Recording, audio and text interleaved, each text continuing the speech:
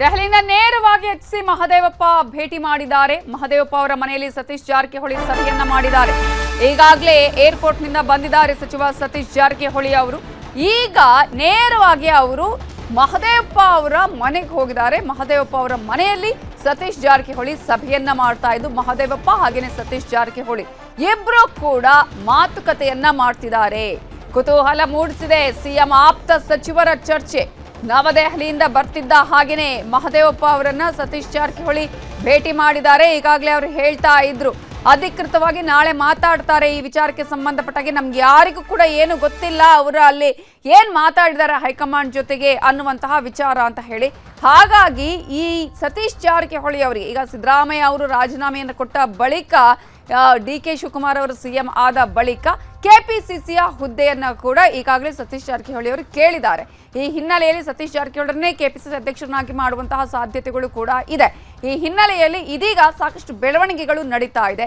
ಆದ್ರೆ ಸಿದ್ದರಾಮಯ್ಯ ಅವರ ಆಪ್ತರು ಸಚಿವರುಗಳು ಇದ್ದಾರಲ್ಲ ಅವರೆಲ್ಲರೂ ಕೂಡ ಒಂದೇ ಬೇಡಿಕೆಯನ್ನು ಇಟ್ಟಿದ್ದಾರೆ. ಸ್ವಲ್ಪ ಸಮಯಾವಕಾಶವನ್ನ ನೀವು ಕೇಳಿ, ಈಗಲೇ ಇಮಿಡಿಯೇಟ್ ಆಗಿ ರಾಜೀನಾಮೆ ಕೊಡೋದಕ್ಕೆ ಹೋಗಬೇಡಿ ಅಂತ ಹೇಳಿ. ಆದ್ರೆ ಯಾರು ಏನೇ ಹೇಳಿದ್ರು ಕೂಡ ಸಿದ್ದರಾಮಯ್ಯ ಅವರು ನನಗೆ ಹೈಕಮಾಂಡ್ ಏನ್ ಹೇಳಿದೆ ಅದನ್ನ ನಾನು ಪಾಲಿಸ್ತೀನಿ ಅನ್ನುವಂತಹ ಒಂದು ಮಾತನ್ನ ಬಿಟ್ಟು ಬೇರೆ ಯಾವುದೇ ಆಡ್ತಾ ಇಲ್ಲ, ಸೈಲೆಂಟ್ ಆಗಿದ್ದಾರೆ. ಇದೀಗ ಸಚಿವ ಸತೀಶ್ ಜಾರಕಿಹೊಳಿ ಎಚ್.ಸಿ. ಮಹದೇವಪ್ಪ ಅವರ ಮಾತುಕತೆ ಕುತೂಹಲಕ್ಕೆ ಕಾರಣ ಆಗಿದೆ.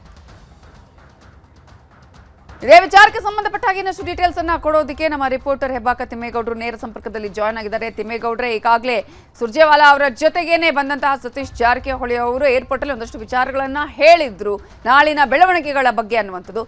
ಮತ್ತೊಂದು ಕಡೆ ಈಗ ಮಹದೇವಪ್ಪ ಅವರ ಜೊತೆಗೆ ಅಲ್ಲಿ ಮಾತುಕತೆಯನ್ನ ಮಾಡ್ತಾ ಇರೋದು, ಈ ವಿಚಾರದಲ್ಲಿ ಏನೆಲ್ಲ ಬೆಳವಣಿಗೆಗಳಾಗ್ತಿದೆ?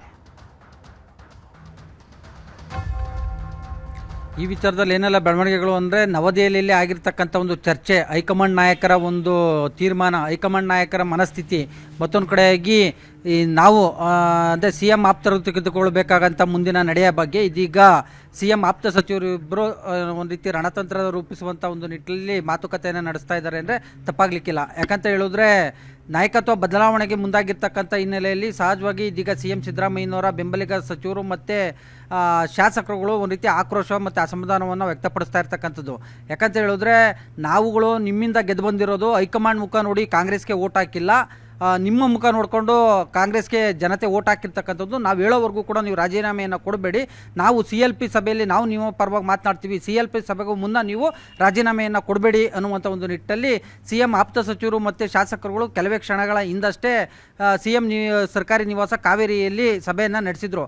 ಆ ಒಂದು ಸಭೆಯಲ್ಲಿ doctor H C. Mahadevappa, M B. Patil, H.K. Patil ಸೇರಿದಂತೆ ಸುಮಾರು 9 ಮಂದಿ ಸಚಿವರು ಮತ್ತು 30ಕ್ಕೂ ಹೆಚ್ಚು ಮಂದಿ ಶಾಸಕರು, 15ಕ್ಕೂ ಹೆಚ್ಚು ಮಂದಿ MLCಗಳು ಎಲ್ಲರೂ ಕೂಡ ಭಾಗವಹಿಸಿದ್ರು. ಇದೀಗ ಡಾಕ್ಟರ್ ಎಚ್.ಸಿ. ಮಹದೇವಪ್ಪನವರು ಆ ಒಂದು ಸಭೆ ಮುಗಿಸಿ ವಾಪಸ್ಸಾದಂಥ ಬಳಿಕ ಅವರು ಸರ್ಕಾರಿ ನಿವಾಸಕ್ಕೆ ಅಂದರೆ ಕುಮಾರ ಕೃಪಾ ರಸ್ತೆಯ ಸರ್ಕಾರಿ ಶಿವಾನಂದ ಸರ್ಕಲ್ ಬಳಿ ಇರ್ತಕ್ಕಂಥ ಈ ಒಂದು ಸರ್ಕಾರಿ ನಿವಾಸಕ್ಕೆ ಆಗಮಿಸಿದ್ರು. ಇದೇ ಟೈಮ್ಗೆ ಇದೀಗ ನವದೆಹಲಿಯಿಂದ ನೇರವಾಗಿ ಸತೀಶ್ ಜಾರಕಿಹೊಳಿ ಅವರು ಡಾಕ್ಟರ್ ಎಚ್.ಸಿ. ಮಹದೇವಪ್ಪ ಅವ್ರನ್ನ ಭೇಟಿ ಮಾಡಿರ್ತಕ್ಕಂಥದ್ದು ಇದೀಗ ತೀವ್ರ ಕುತೂಹಲ ಮತ್ತು ಮಹತ್ವವನ್ನು ಪಡ್ಕೊಂಡಿದೆ ಅಂದರೆ ತಪ್ಪಾಗಲಿಕ್ಕಿಲ್ಲ. ಯಾಕಂತ ಹೇಳಿದ್ರೆ ಈ ಒಂದು ಕಡೆಯಾಗಿ ಸಿ ಎಂ ಆಪ್ತ ಸಚಿವರುಗಳು ಸಿ ಎಂ ರಾಜೀನಾಮೆಗೆ ಒಂದು ರೀತಿ ತಡೆಯನ್ನು ಒಡ್ಡಿರ್ತಕ್ಕಂಥದ್ದು, ನೀವು ರಾಜೀನಾಮೆಯನ್ನು ಕೊಡಬೇಡಿ ಎನ್ನುವಂಥ ನಿಟ್ಟಲ್ಲಿ. ಇತ್ತ ನವದೆಹಲಿಯಲ್ಲಿ ಕುಳಿತು ಏನೋ ಮಲ್ಲಿಕಾರ್ಜುನ್ ಖರ್ಗೆ, ಕೆ.ಸಿ. ವೇಣುಗೋಪಾಲ್, ರಣದೀಪ್ ಸಿಂಗ್ ಸುರ್ಜೇವಾಲಾ ಇವ್ರನ್ನೆಲ್ಲ ಭೇಟಿ ಮಾಡ್ಕೊಂಡು ಬಂದಿರ್ತಕ್ಕಂಥ ಸತೀಶ್ ಜಾರಕಿಹೊಳಿ ಅವರು ಹೈಕಮಾಂಡ್ ನಾಯಕರ ಮನಸ್ಥಿತಿ ಹೇಗಿದೆ, ಹೈಕಮಾಂಡ್ ನಾಯಕರು ಸತೀಶ್ ಜಾರಕಿಹೊಳಿ ಮೂಲಕ ಸಿ ಎಂ ಸಿದ್ದರಾಮಯ್ಯ ಸೇರಿದಂತೆ ಅವರ ಒಂದು ಆಪ್ತರಿಗೆ ಏನು ಸಂದೇಶವನ್ನು ರವಾನಿಸಿದ್ದಾರೆ ಅನ್ನುವಂಥ ನಿಟ್ಟಲ್ಲಿ ಹೈಕಮಾಂಡ್ ಸಂದೇಶವನ್ನು ಏನಾದರೂ ರವಾನಿಸಿದಾರಾ ಅಥವಾ ಬೇರೆಯದ್ದೇ ಅಂದರೆ ತಂತ್ರಗಾರಿಕೆ ರೂಪಿಸುವಂಥ ಒಂದು ನಿಟ್ಟಲ್ಲಿ ಸಿ ಎಂ ಪರವಾಗಿ ನಿಂತು ಸಿ ಎಂ ರಕ್ಷಣೆಗೆ ಯಾವ ರೀತಿಯಾಗಿ ನಿಲ್ಲಬೇಕು ಅನ್ನೋದ್ರ ಬಗ್ಗೆ ಏನಾದರೂ ಚರ್ಚೆಯನ್ನು ಮಾಡ್ತಾ ಇದ್ದಾರೆ. ಹೀಗೆ ಹಲವಾರು ಕುತೂಹಲಗಳು, ವಿಮರ್ಶೆಗಳು ಇದೀಗ ಉಭಯ ನಾಯಕರ ಅಂದರೆ ಉಭಯ ಸಚಿವರಿಬ್ಬರ ಮಾತುಕತೆಯಿಂದ ಹೊರಹೊಮ್ಮಿರುವಂಥದ್ದು. ನವಿತಾ ಜೈನ್ ಹಾಗೆ ಸಂಪರ್ಕದಲ್ಲಿರಿ ತಿಮ್ಮೇಗೌಡ್ರೆ. ಇನ್ನು ನಾಯಕತ್ವ ಬದಲಾವಣೆಯ ನಡುವೆ ಜಾತಿ ಗಣತಿ ವರದಿಯ ವಿಚಾರ ಇವತ್ತು ಸಂಜೆ 5 ಗಂಟೆಗೆ ಸರ್ಕಾರಕ್ಕೆ ವರದಿಯನ್ನ ಸಲ್ಲಿಕೆ ಮಾಡಲಾಗುತ್ತೆ. ಜಾತಿ ಗಣತಿ ಸರ್ವೆ ಮುಗಿದು ಆಲ್ರೆಡಿ 6 ತಿಂಗಳ ಆಗ್ತಾ ಇದೆ. ಈಗ ಸರ್ವೆಯ ಅನಾಲಿಸಿಸ್ ಮಾಡಿ ರೆಡಿ ಮಾಡಿದ್ದೇವೆ, ಜಾತಿ ಗಣತಿ ವರದಿ ರೆಡಿಯಾಗಿ 1 ತಿಂಗಳು ಆಗಿದೆ ಅಂತ ಹೇಳಿ ಹಿಂದುಳಿದ ವರ್ಗಗಳ ಆಯೋಗದ ಅಧ್ಯಕ್ಷರು ಹೇಳಿಕೆಯನ್ನ ಕೊಟ್ಟಿದ್ದಾರೆ. ಈಗ ಇಂಗ್ಲಿಷ್ನಲ್ಲಿದ್ದ ವರದಿಯನ್ನ ಕನ್ನಡಕ್ಕೆ ತರ್ಜುಮೆ ಮಾಡಬೇಕು, ಸಾಮಾನ್ಯ ಜನರಿಗೆ ಅರ್ಥ ಆಗುವ ತರ ಭಾಷಾಂತರವನ್ನ ಕೂಡ ಮಾಡೋದಕ್ಕೆ ಹೇಳಿದ್ದಾರೆ.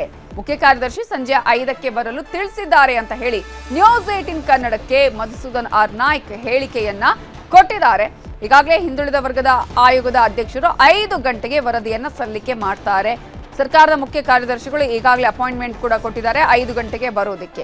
ಸೊ ಇಂಗ್ಲಿಷ್ ಅಲ್ಲಿ ಇದ್ದಂತಹ ಈ ವರದಿಯನ್ನ ಸಾಮಾನ್ಯ ಜನರಿಗೆ ಅರ್ಥ ಆಗುವ ತರ ಕನ್ನಡಕ್ಕೆ ಭಾಷಾಂತರ ಮಾಡಬೇಕು, ತರ್ಜುಮೆಯನ್ನ ಮಾಡಬೇಕು ಅನ್ನುವಂತಹ ಹಿನ್ನೆಲೆಯಲ್ಲಿ ಈಗಾಗಲೇ 6 ತಿಂಗಳಿಂದ ಹಿಂದೆನೆ ಆದಂತಹ ಈ ಒಂದು ಸರ್ವೆಯನ್ನ ಕೂಡ ಈಗಾಗಲೇ ಇದನ್ನ ಕನ್ನಡಕ್ಕೆ ಭಾಷಾಂತರ ಮಾಡಲಾಗಿದೆ. ಇದರ ಬಗ್ಗೆ ಇನ್ನಷ್ಟು ಡೀಟೇಲ್ಸ್ ಅನ್ನ ಕೊಡೋದಕ್ಕೆ ಮತ್ತೆ ತಿಮ್ಮೇಗೌಡರು ನೇರ ಸಂಪರ್ಕದಲ್ಲಿ ಜಾಯ್ನ್ ಆಗಿದ್ದಾರೆ. ತಿಮ್ಮೇಗೌಡ್ರೆ, ಈಗಾಗಲೇ ಇದು ಬಹಳ ಮಹತ್ವಾಕಾಂಕ್ಷಿ ಆಗಿತ್ತು ಸಿದ್ದರಾಮಯ್ಯ ಅವರಿಗೆ, ಅವರ ಅವಧಿಯಲ್ಲೇ ಆಗಬೇಕು ಅನ್ನುವಂತಹ ಹಿನ್ನೆಲೆಯಲ್ಲಿ ಇದೀಗ ಅದಕ್ಕಿಂತ ಮುಂಚೆನೆ ಸರ್ಕಾರಕ್ಕೆ ಅಂದ್ರೆ ಅವರು ತಮ್ಮ ಸ್ಥಾನಕ್ಕೆ ರಿಸೈನ್ ಮಾಡೋದಕ್ಕಿಂತ ಮುಂಚೆನೆ ಆ ಒಂದು ವರದಿಯನ್ನ ಸಬ್ಮಿಟ್ ಮಾಡೋದಕ್ಕೆ ಯಾವೆಲ್ಲ ರೀತಿಯ ತಯಾರಿಗಳು ಆಗಿದೆ? ಯಾವೆಲ್ಲ ರೀತಿಯ ತಯಾರಿ ಅಂದರೆ ಇದೇ ಮೇ 29ನೇ ತಾರೀಕು ಏನು ಹಿಂದುಳಿದ ವರ್ಗಗಳ ಶಾಶ್ವತ ಆಯೋಗದ ಸದಸ್ಯರ ಒಂದು ಅಂದರೆ ಕಮಿಟಿಯ ಮೀಟಿಂಗ್ ಇತ್ತು. ಯಾವಾಗ CM ಸಿದ್ದರಾಮಯ್ಯನವರು ನಾಳೆ ರಾಜೀನಾಮೆಯನ್ನು ಸಲ್ಲಿಸ್ತಾರೆ ಅನ್ನುವಂಥ ನಿಟ್ಟಲ್ಲಿ ಚರ್ಚೆ ಆಗ್ತಾ ಇದೆಯಲ್ಲ, ಇದೀಗ ಇವತ್ತು ಹಿಂದುಳಿದ ವರ್ಗಗಳ ಆಯೋಗದಿಂದ ತುರ್ತು ಸಭೆಯನ್ನು ನಡೆಸಲಾಗಿತ್ತು. ಹಿಂದುಳಿದ ವರ್ಗಗಳ ಶಾಶ್ವತ ಆಯೋಗದ ಅಧ್ಯಕ್ಷರಾಗಿರ್ತಕ್ಕಂಥ ಮಧುಸೂದನ್ ನಾಯ್ಕರ್ ಅವರ ಅಧ್ಯಕ್ಷತೆಯಲ್ಲಿ ಇವತ್ತು ಮಹತ್ವದ ಸಭೆ ನಡೆದಿರುವಂಥದ್ದು. ಸಭೆಯಲ್ಲಿ ಇವತ್ತೇ ತುರ್ತಾಗಿ 5 ಗಂಟೆ ಇಂದು ಸಂಜೆ 5 ಗಂಟೆಗೆ ಸರ್ಕಾರದ ಮುಖ್ಯ ಕಾರ್ಯದರ್ಶಿ ಡಾಕ್ಟರ್ ಶಾಲಿನಿ ರಜನೀಶ್ ಅವ್ರಿಗೆ ಈ ಒಂದು ಜಾತಿಗಣತಿ ವರದಿಯನ್ನು ಸಬ್ಮಿಟ್ ಮಾಡೋದಕ್ಕೆ ಅಂದರೆ ಸಲ್ಲಿಕೆ ಮಾಡೋದಕ್ಕೆ ನಿರ್ಧಾರವನ್ನು ತೆಗೆದುಕೊಂಡಿರುವಂಥದ್ದು. ಈ ಸಂಬಂಧವಾಗಿ ಪ್ರತಿಕ್ರಿಯೆಯನ್ನು ಕೊಟ್ಟಿರ್ತಕ್ಕಂಥ ಮಧುಸೂದನ್ ನಾಯ್ಕರ್ ಅವರು ಈ ಹಿಂದೆಯೇ ಕಳೆದ 1 ತಿಂಗಳ ಹಿಂದೆಯೇ ವರದಿ ರೆಡಿಯಾಗಿತ್ತು.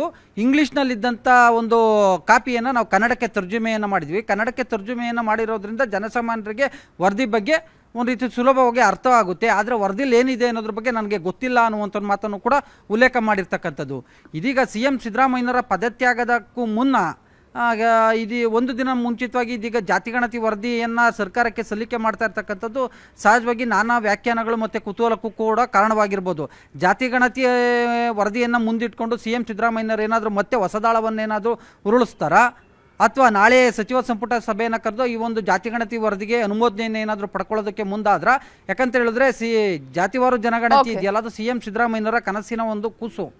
ಇಂಥ ಒಂದು ವರದಿಯನ್ನು ತಮ್ಮ ಅವಧಿಯಲ್ಲೇ ಏನು ಜಾರಿ ಮಾಡಬೇಕು ಅಥವಾ ತಮ್ಮ ಅವಧಿಯಲ್ಲೇ ಸರ್ಕಾರಕ್ಕೆ ಸಲ್ಲಿಕೆ ಆಗಬೇಕು ಅನ್ನುವಂಥ ನಿಟ್ಟಲ್ಲಿ ತುಂಬ ಇರಾದೆಯನ್ನು ಹೊಂದಿದ್ರು. ಕಳೆದ 2013ರ ಸರ್ಕಾರದಲ್ಲಿ ಅವರು ಕಾಂತರ ಸಮಿತಿ ವರದಿಯನ್ನು ತೆಗೆದುಕೊಂಡಿದ್ರು. ಆದರೆ ಅವರು ರಾಜಕೀಯ ಲಾಭಕ್ಕೆ ತಕ್ಕಂತೆ ಬಳಸ್ಕೊಂಡ್ರು ಅನ್ನುವಂಥ ನಿಟ್ಟಲ್ಲಿ ಆರೋಪ ಕೇಳಿಬಂದಂಥ ಹಿನ್ನೆಲೆಯಲ್ಲಿ ಇದೀಗ ಪರವಿರೋಧ ಚರ್ಚೆಗಳು ಕೇಳಿಬಂದಂಥ ಹಿನ್ನೆಲೆಯಲ್ಲಿ ಮಧುಸೂದನ್ ನಾಯ್ಕ ನೇತೃತ್ವದ ಕಮಿಟಿಯಿಂದ ಮತ್ತೊಂದು ಸಮೀಕ್ಷೆಯನ್ನು ನಡೆಸಿ ಇದೀಗ ವರದಿಯನ್ನು ತೆಗೆದುಕೊಳ್ಳೋದಕ್ಕೆ ಮುಂದಾಗಿದ್ದಾರೆ. ಥ್ಯಾಂಕ್ ಯು ತಿಮ್ಮೇಗೌಡ್ರೆ ಡೀಟೇಲ್ಸ್ಗೆ.